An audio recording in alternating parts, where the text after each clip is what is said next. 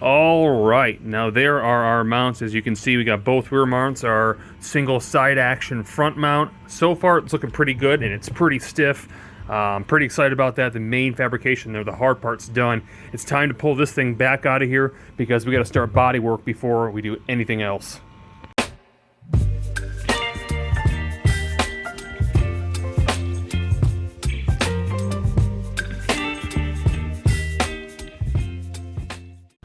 Alright guys, so the hull has been completely emptied and it's now naked. There's the motor pulled back out. I got everything out except for the VTS. There's a couple things like this right here in the steering neck that I'm not going to pull out. I can tape all that off. It's not a big deal. What I'm going to do right now is go ahead and start getting heat on these decals. Get these decals off so I can get this thing to some sanding. Alright guys, so I'm in the middle of removing the decals, and I want to show you guys a little tip for removing these decals. A lot of people will tell you use heat and peel it off slowly, or you can use a rubber wheel like this. If you use heat, it comes off nice and clean like this. If you use a rubber wheel, it looks like this. Then you have to kind of take gasoline and scrub it. Not as fun, but it works depending on which speed. They're kind of the same really all together. You just gotta learn patience if you do it this way. But the trick I want to show you is that what you're gonna find a lot of times when you do this, you start pulling these back, you'll see you have gouges, and when you hit that gouge, it just rips. And so a quick tip for you guys is just take some clear packaging tape, put it over top all the rips. That way when you pull this thing, like so, and I haven't heated it up, so it's probably not gonna work right now, but you'll see that it won't rip apart once it hits these small ripped areas. So just a quick tip. Like I said, I learned that a long time ago. I thought that'd help you guys. Moving forward, I'm going to remove the jet pump. Now, I've lost my tool somehow or another. It's been forever since I've used it. But a lot of times you can simply take a 2x4 and cross this back right here, drill 2 holes the length of that pump there, and as you tighten them in, it will pull it out. The problem is the bolts that I do have are too long, so I'm simply using some leverage with another 2x4, and by pushing this way, this pump should pull straight out of there. And literally with no effort, it is pulling right out of there. Alright, so looking back here, there's a couple things I obviously need. I need the main seal that goes in the back. You'll see that it's split right here. It's nothing but a foam seal. You could put silicone, but that makes it really difficult sometimes to get these out if you need to rebuild them. And then the VTS basically seal right here is eaten apart. I need a new one of those. And another thing I want to point out, I actually see shims on here. I've never seen this before on the jet pump. Usually that's not there, but they had shims behind the one side, so kind of neat to see. Anyhow, this thing is completely empty now. It's time to go ahead and start getting these decals off and getting this thing sanded and ready for paint. Okay guys, so it's officially finally completely sanded and finally done. Everything turned out pretty good. Overall, I'd say I had a little bit of a problem with the ski coming off the trailer and then putting some asphalt marks on it. I got that sanded off now it's good.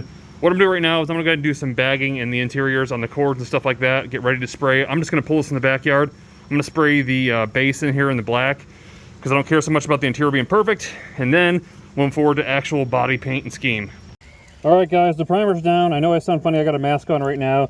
It's a little bit difficult. A bit of a tip for this thing, when you have to have a gun that has to have the capabilities of spraying a thick primer, so it's probably a bigger gun, you probably want to be able to lose the regulator because it's really hard with the regulator and the hose to get on to get your gun inside there. I got it done, but it's pretty difficult. Overall, I pretty much covered everything. I don't know what that is. So it's time to spray some black in here. And there you guys have it. This is the black sprayed. Now this black is an all-in-one black, which means it's a base and a clear together, so it will stay shiny like you see it. Turned out pretty darn good. It was hard to get in some of the crevices. I just turned the jet stream on a thin stream and was able to get back in the corners. Got a little bit of overspray, not a big deal, but overall looks pretty darn good. Not entirely sure why manufacturers don't do this from the start. It's definitely a much upgraded look compared to the raw fiberglass that they used to throw in these things. Anyhow, it's time to move forward to paint. Alright guys, so moving forward, we're getting into the paint, so let's talk a little bit more about it. Now, the paint colors are going to be as follows. The top half of it is going to be a candy orange, as you see above. I chose this color because I've been wanting to do this for a while, and I think it's a good fitting product for, or color for this product. Now, the bottom half is going to be all gloss black, and the very upper lid will be possibly a metallic gray and maybe some carbon fiber bits. We'll see as we go. Now, getting into that, I've decided that I'm going to paint this thing outside because I have almost perfect weather. It's hardly windy, beautiful sun, nothing in the way. I should be able to spray this with pretty good results. Now, with that said, the very first thing I need to do is put on the primer coat, and then we're going to get into the all black base coat, and then the orange will go over top of the black base, and then we'll do the grays. So let's spray it. All right, well, now the bottom is done. I'll say it's a little bit of texture to it, as you can kind of see, and part of the reason, actually the main reason for that, is I sprayed the primer thick because I didn't want it to degrade the primer. I really wanted to be able to stick to that bottom. And also the base, it was some kind of paint gel. First time I ever sprayed it, it was thick to even pretty much water, basically reducing it down 50%. Still sprayed thick, so it's still drying, as you can see right here. The clear coat, I was hoping would level it out a little bit. Doesn't seem like it is though. Even if I sprayed it heavy, which you see it still has to cure here. But I didn't care so much about the bottom. In fact, the thing almost flew off. I had to catch it. So things happen, not a big deal, but it turned out good enough. It's the bottom side I don't care that much. I won't be spraying the top outside, obviously, but the bottom, it just needed to be thick and heavy duty. All right, guys, so moving forward, we have our ghetto paint booth constructed. Nothing, again, you've seen before. It's just plastic drop cloth, sides, bottom, back, and then 3 exhaust fans with some house filters, and then cardboard to block off the rest of the garage door. We're gonna go ahead and spray the primer coat right now. I'll show you a quick shot of each one of the layers. There's our primer coat using U-POL UP2253. And there is our black HS base coat. All right, guys, and there is our mid coat. Now, I'll be honest with you, it just looks black. So the mid coat is actually supposed to be tropic orange. And I screwed up here. I touched the base black, and you can see that orange. That's the color it's supposed to be. I was told it'd show great over top of black or white. That's clearly not the case, because even when I put a light on it, I don't hardly see it. Like, it's kind of upsetting, actually, and, well, it is what it is, so I guess we'll have to adjust our theme accordingly. I won't suggest this color, though. It looked great in the picture. Anyhow, I had a couple runs. You can see some right there, which doesn't matter because the HydroTurf goes over top right there, and a couple right there, which I'll have to deal with. Overall, other than that, though, the paint turned out pretty darn good. It's pretty shiny, as you can see me in the reflection. It looks pretty darn good. So I'm going to throw a clear over top of this to protect it, and then I guess at that point, we're going to have to do something else. Okay, and so quick update to that mid-pearl color. Now, I went back and looked at the listing, and now it's been changed. It doesn't say spray over white or black. Now it says it was sprayed in their picture over a titanium silver, and that I have to dissolve the pearl inside a reducer. None of that information was applied before. I guess it's my own fault. So if you guys are wanting kind of that crazy looking color, which, to give you an idea, is that right there. If you want that crazy looking color, again, it's over top of a silver, and you got to dissolve the pearl. Something new I've never heard. So nonetheless, again, we're going to come up with a different scheme. We're going to get some decals and stuff on this thing. We'll make this thing look good. Time to move forward. All right, guys, so yes, I probably sound crazy here, but I keep looking at this thing and it's just black. I'm not really happy with just black, so I'm going to hit it with a whole different pearl. We're going to see if this company can go back on itself. I got an old one I bought years ago. It's a color shifting pearl. I'm going to throw this on there. I'm determining right now if I'm going to do a satin or if I'm going to do a full gloss, but we're going to put another layer on top of this thing rather than doing just the clear coat, and hopefully we can make some changes on this thing. All right, well, not exactly what I was planning on doing, but it's definitely a cool looking color, a lot of flake, an amazing lot of flake, and it looks like it goes from a purple to a blue to like an orangish gold color, which is pretty cool looking. I did go ahead and do a satin, and the reason I chose to do that was that I thought it looked really cool in the water when it's all satin with that high flake, and then it gets wet and then looks glossed over. I thought that'd be kind of neat, I guess, on the water. This is going to make a little bit of a harder dynamic, figuring out what kind of schemes we're going to do as far as colors, but don't worry, I will figure it out. I'm still going to do some of the carbon fiber bits that I wanted to do. I got some forged carbon that I want to do the hood and stuff in. We'll probably still mix in a little bit of that charcoal gray that I was planning, depending on what the turf colors we go with is, because it's going to be a little bit more difficult now to get something to run with that. So cross your fingers, I hope you guys like it. Let's see how this thing turns out. Alright guys, so it's the next day, and now that the paint's fully cured, we're going to go ahead and put on all our rub rails and start putting some of the exterior stuff on, and then probably jump forward and get some of the stuff on the inside, since it's nice and cool in the garage right now, and it's like 94 outside. Okay, so moving forward, we have all our rub rails on, except for the very front. I got a surprise coming on there, but until then, we're going to go ahead and fill in all these little holes that you see. The rivets were in here before, and obviously I could put silicone in there. The problem is that the HydroTurf mats won't stick to that silicone, so I'm using hot glue to get down inside the hole as best I can.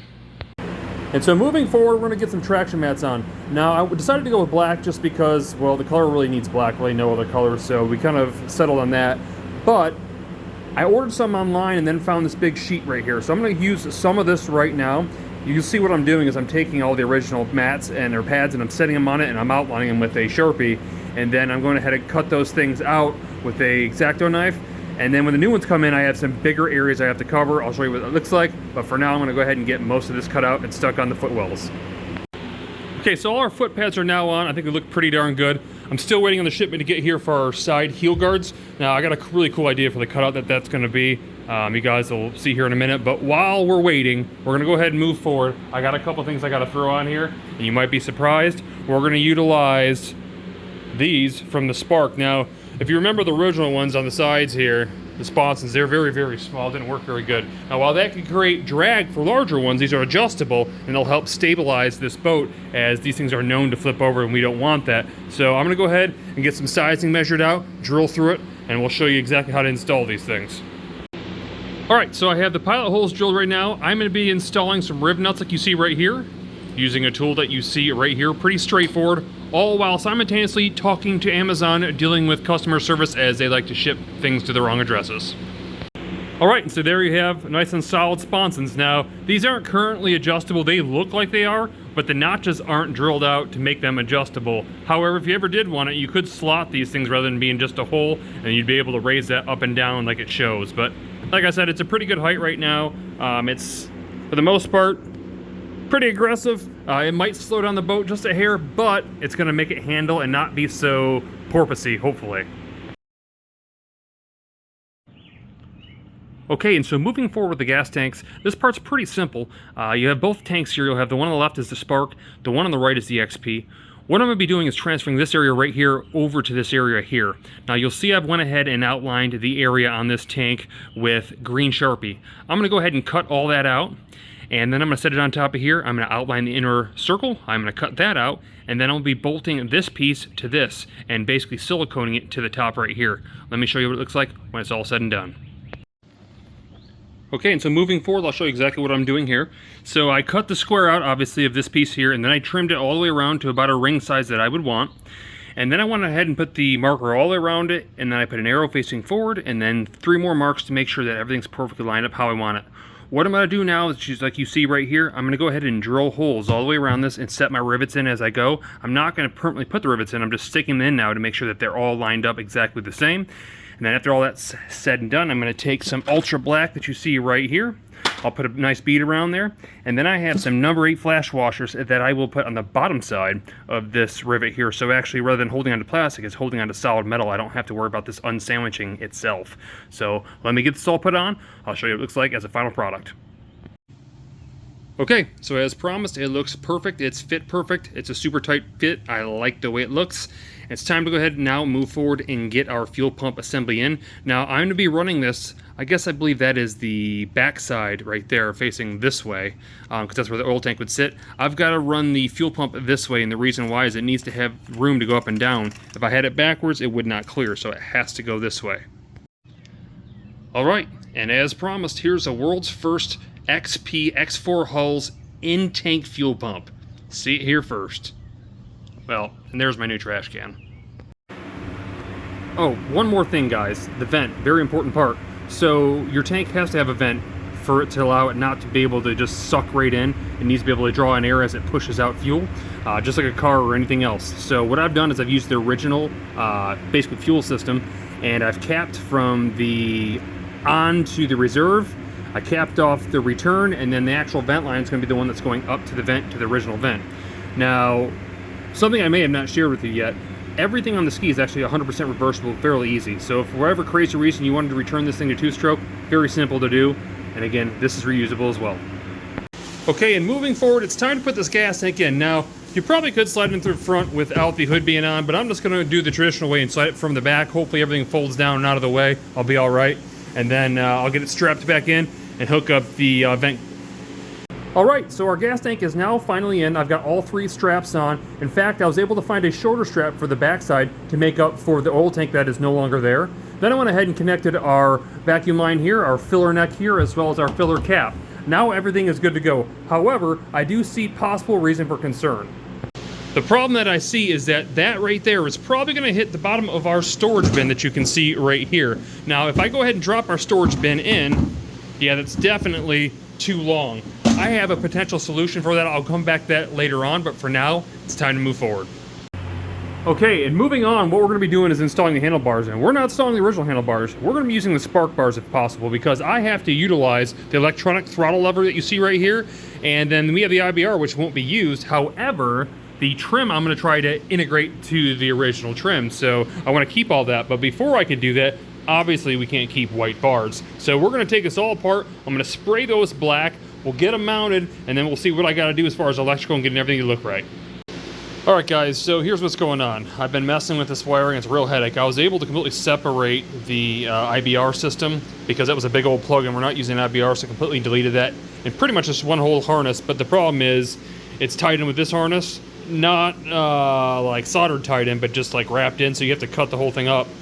Or at least a part to get to the thing. So I got that part out. The problem I'm dealing with now is this right here, and this is actually to the throttle. Same plug as that the IBR was. Problem is it's too thick to get through the neck hole, which is obviously right there. And so I tried to take this thing apart and I was able to get one pin through. The problem with this connector is called a MetroPack 150.2 by Delphi. And basically you make these pins inside this harness, or this plug. So basically you slide the wire through, pin it, and then pull it back. So you can't take this thing apart, so I'm going to be forced to actually have to cut this and splice it back in after I slide it in. It is what it is. That's the only one I should have to do though. The other two, wherever they're hiding here, this one here can slide in if I just kind of grind the edges just a hair, and this one just disconnects from our start button, so that's pretty easy. Everything else should be kosher. I need to do that and do some soldering. I'll be right back and I'll show you what I ended up with. Okay, so as good as the handlebars are coming out right now, I'm going to go ahead and put this part on pause, and the reason why, I feel like the engine should probably be inside of this unit, so I know how much length I need for my wiring. I don't want to have to cut them twice if I don't have to. It only makes sense for me now to make sure that everything's in place and the wires reach where they have to reach. But that said, we have a couple more things to bolt on. Let's move forward. Okay, and so next up is our 3D printed hull extensions you'll see right here. This is 100% solid infill. What we're gonna do is we have 3 screws that come out. The originals were taken out already before we painted it. A layer of silicone on top of this thing, and these things bolt right back up as you see right there. And so there you have it. There's the top, and there's the bottom. It's absolute perfect fitment. If you guys are interested, there will be a link in the description below for all the 3D printed items if you guys are interested in that. Just wanna let you guys know that. It's in the description below. Alright, so I know you guys you're probably interested in knowing how I make a lot of these 3D prints. Well, I'm making the front, I guess you could say mustache-ish, front splash guard on the right-hand side of the ski right now.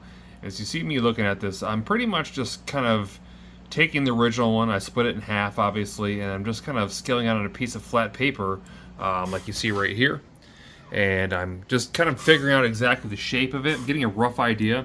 I probably won't be making a full 3D print that stays there, but I'm probably going to make a carbon fiber bit that goes over top of this. But this is kind of a rough estimate, as you can imagine, as to what I need to do.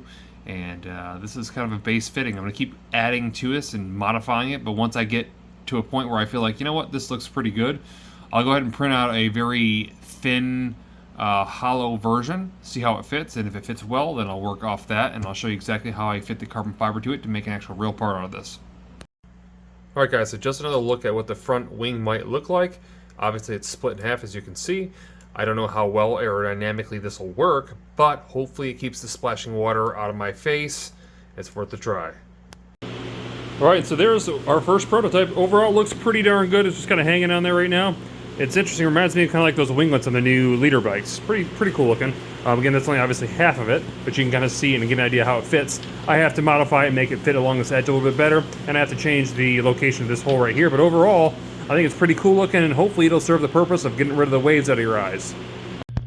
Alright guys, so moving forward, we're going to play with a little bit of carbon fiber. I shared with you that I had some ideas for carbon fiber that I wanted to do. This is going to be a test trial for another project, so what I'm doing is I've taken the hood of the hood, or I guess you'd say the windscreen of the hood, and what I'm going to do is I'm going to apply some forged carbon fiber. I love the look of it. I've never tried this before, and because this really isn't going to be a structural part, it's okay to test on, and worst case scenario, I always figured I could always design and 3D print another one of these and make it how I want it. So worst case scenario, if it ruins it, it is what it is.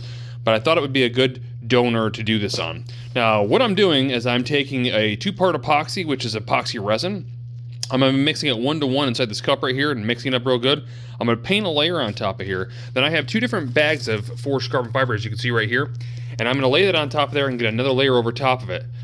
Now, because this is not structural, what I'm going to want to do to make sure that it sticks, just in case it was to peel from this, is I'm going to have to do both sides, at least the edge of the bottom side of this, to make sure that it's all sealed together. And so what I'll do is I'll do a layer on the top, that'll dry for 24 hours, then I'll do the bottom, that gives it basically that rounded layer, and then I'll have layers on top of that that will make that more of the impacted layer that we want. Now, if this was structural, I have actual weaved carbon fiber, And I'd probably do a weave over top of this thing, then peel this out of the inside of it and make my own replicated part. The problem with that is then I'd have to start 3D printing and trying to make new mounts to get this thing to mount to the rest of the hood. And I just don't want to go through this. It's not worth it because it's not really for structure, it's for looks. I could just wrap this thing with a vinyl. I just don't want to try this out for, again, another project. So I'm going to start by mixing this up right now and then applying it. Alright, so the resin is settled now. It's been stirred up for about 3 to 5 minutes. It's been sitting for about 10, so it should be good to go now. Now, this isn't the cleanest environment. I probably shouldn't be doing it here, but again, this is kind of a test meal. So what I've done is I got this little brush right here. I've tried to pull any horsehair out of it that probably would fall out, and I think that I got it all, I think. So what I'm going to do is I'm going to go ahead and dab this in here. I'm simply going to paint it on, so I'm going to get a base layer of this stuff. It's going to flatten itself out, if I could focus. It's going to flatten itself out, so really it doesn't matter how I do it. As long as I brush it on somewhat even, it'll flatten itself out, and then I'm going to push the carbon fiber in. So I'll get this thing coated real quick. If I could focus, I'll get this thing coated real quick, then I'll show you how I press in the carbon fiber. Okay, so right now it's coated. What you're going to notice about epoxy, it's a very strange product. You'll see areas where it really just doesn't adhere well, like right here, and you'll see bubbles. And I've tried 30 different of these products on Amazon, and they all do it. Doesn't matter how well you mix them, doesn't matter if you mix them up with a drill, doesn't matter what it is. They will just not have a good reaction with certain parts of different products. I don't know why that is. I have to imagine it has something to do with the epoxy, because this thing was cleaned and painted. It shouldn't have any problems. But just be aware, make sure that you have don't have any spots like this, because you want the carbon fiber to be able to stick to it. But all I'm going to do right now is I'm going to reach my hand in these bags. I'm going to just basically press on the carbon fiber, and I'm going to throw on another layer. But I will show you what it looks like after I press on the carbon fiber.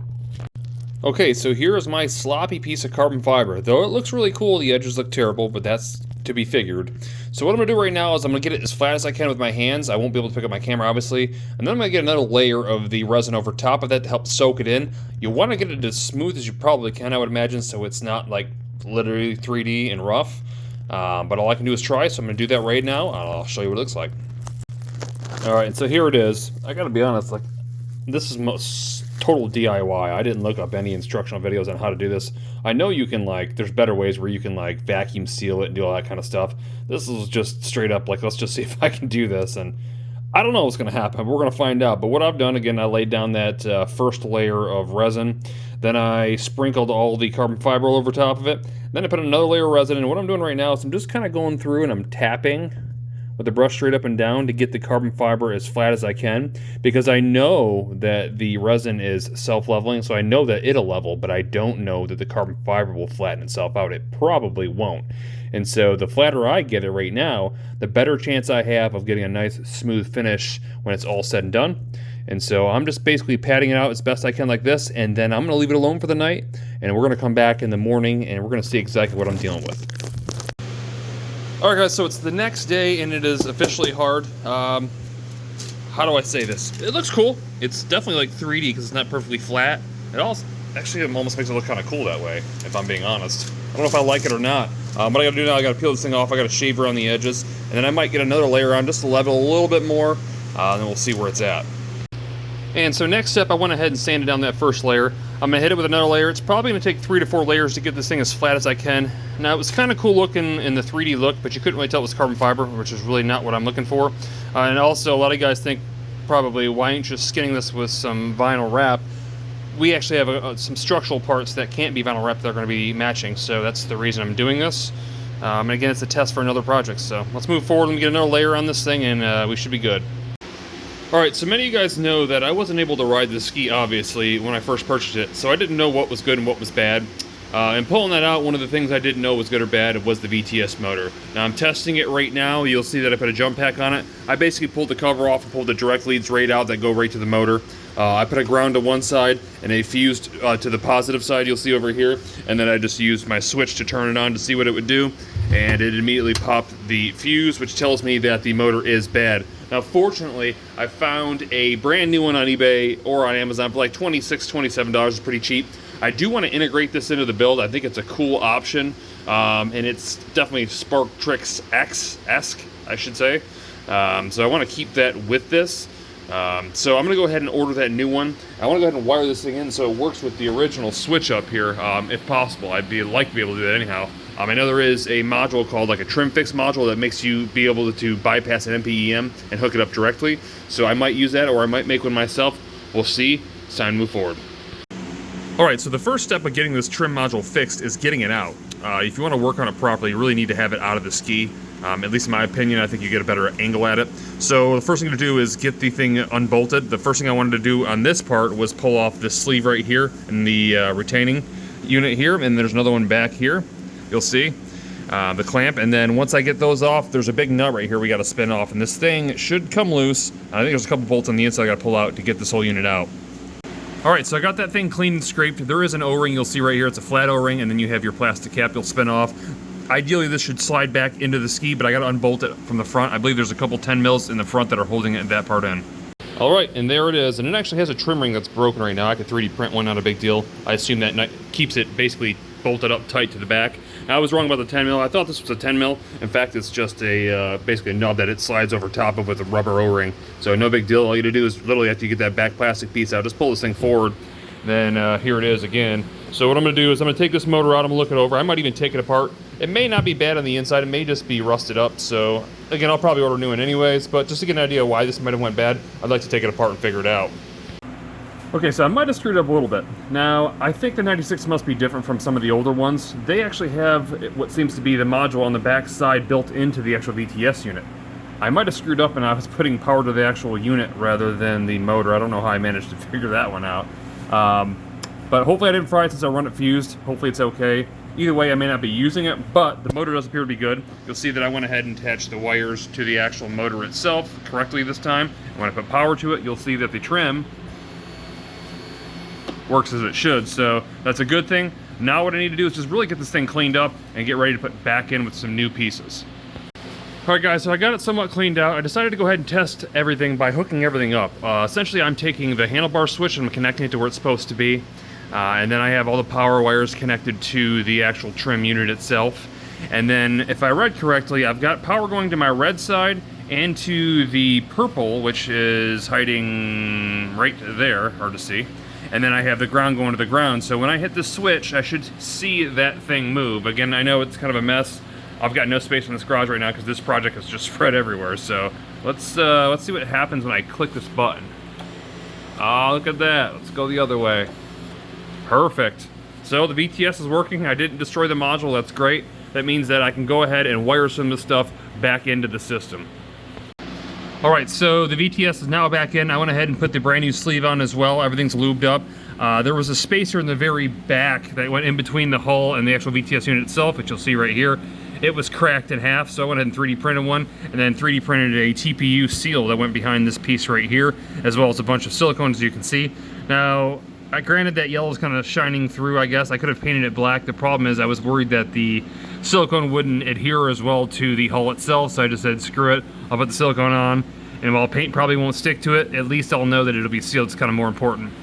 Anyhow, the sleeve here comes with, the accordion sleeve comes with 2 of these clips, which is nice because these are supposed to allow you to be able to get this off without pulling the pump off. The problem is well, they're not the right size, not neither one of them. This is the bigger one that's supposed to go in the back, which is, I don't know, the size of a quarter. This is actually the size of about a dime, so it's not going to work. So I went ahead and reused the metal C-clamps that I have on there, or whatever they're called. Now, this is good and bad. I know for 100% certain it's sealed and won't come off. The problem is if I want to get it off, I have to take the pump off, so it's kind of a give and take. But anyways, time to move forward. Let's get some more things done.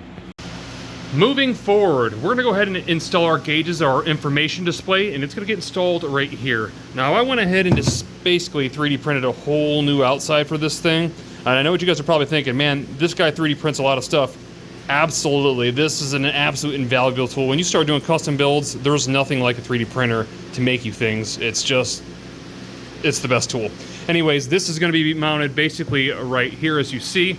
And then we have a couple buttons that have to go in here, and obviously our desk key that goes right here. So right now, I've got a small template, which also is a spacer we'll be using, that we'll be able to use to mark out where we're going to put this thing. I will cut that out with probably a hole saw, and then we'll get this thing mounted in. And as promised, moving forward, I went ahead and put down tape so it wouldn't destroy the edge line of my paint. And you can see that I did 2 large cutouts. That was to cut out for this buzzer here and the connector here, which also makes up for this little bit right here, even though the spacer we put on will help clear that. Now, I could have printed this all in one piece, but the spacer was nice because it allowed me to draw that template on there and get all my holes aligned, not only for the holes, but for the mounting holes where the screws go through. So it's all set to go now. I'm gonna go ahead and flip this thing around, pull that tape off, and get these things screwed in. Okay, and so moving forward, it's time to get this rebuilt jet pump back into the hull itself. And our front winglet slash splash guards are now done and installed. I will say, I didn't really like the gap right here. Now don't worry, these will actually obviously be online as well for you guys, but I'll make a revision where that gap is filled in right there. I don't know if they work, but boy, they look pretty cool. Reminds me again of those kind of the winglets in the front of the new leader bikes. Just kind of cool looking. Anyhow, let's move forward. Alright guys, so we're going to call it a wraps on this video. Now if you guys are excited so far with the progress that has happened, stick around because hopefully if we stay consistent, Friday is going to be episode 3 and we're going to be that much closer to bringing this thing to the water and seeing if this thing was a total waste of time or if it was well worth our time. With that said, if you guys like that content, click the thumbs up, and if you haven't already, click that subscribe button and the bell notification so you guys can see the new episodes when they come out. I'll see you guys in the next one.